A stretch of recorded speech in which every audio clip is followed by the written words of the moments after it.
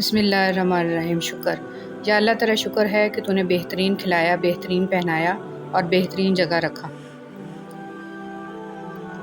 یا اللہ ہمارے دلوں کو اخلاص کے ساتھ دین کی طرف پھیر دے، آمین۔ کائنات میں کوئی اتنی شدت سے کسی کا انتظار نہیں کرتا جتنا اللہ اپنے بندے کی توبہ کا کرتا ہے۔ دل کی بات صاف صاف بتا دینی چاہیے، کیونکہ بتا دینے سے فیصلے ہوتے ہیں اور نہ بتانے سے فاصلے۔ دو چیزیں بڑی اہم ہیں، اللہ کا ڈر اور اللہ کا در۔ زندگی کا یہ ہنر بھی آزمانا چاہیے، جنگ کسی اپنے سے ہو تو ہار جانا چاہیے۔ اے اللہ مجھے برے وقت سے بچا لینا، بے شک تیرے سوا کوئی بچانے والا نہیں۔ نبی کریم صلی اللہ علیہ وسلم نے ارشاد فرمایا، جو آدمی خیانت کرنے والے کی خیانت کو چھپاتا ہے وہ خیانت کرنے والے کی مانند سمجھا جائے گا۔ یا اللہ پاک میرا اور میری اولاد کا دل اپنی عبادت کی طرف پھیر دے۔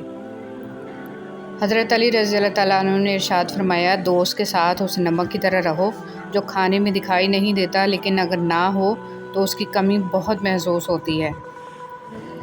حضرت علی رضی اللہ تعالیٰ عنہ نے ارشاد فرمایا، اللہ حاصل کو اگر پانا چاہتے ہو تو تہجد بڑھا کرو، کیونکہ جو نصیب میں نہ ہو اسے تہجد کی دعائیں مقدر میں لے آتی ہیں۔ میں اداس ہو سکتا ہوں، دکھی ہو سکتا ہوں، رنجیدہ ہو سکتا ہوں، مگر اے شیطان میں کبھی بھی مایوس نہیں ہو سکتا، کیونکہ میرے رب کی رحمتوں کی کوئی حد نہیں ہے۔ رسول صلی اللہ علیہ وسلم نے فرمایا، قیامت کے دن میں جنت کے دروازے پر آ کر دروازہ کھٹکھٹاؤں گا۔ پہرے دار کہے گا، آپ کون ہیں؟ میں کہوں گا، محمد۔ وہ کہے گا، مجھے آپ کے بارے میں کہا گیا تھا کہ میں آپ سے پہلے کسی کے لیے دروازہ نہ کھولوں۔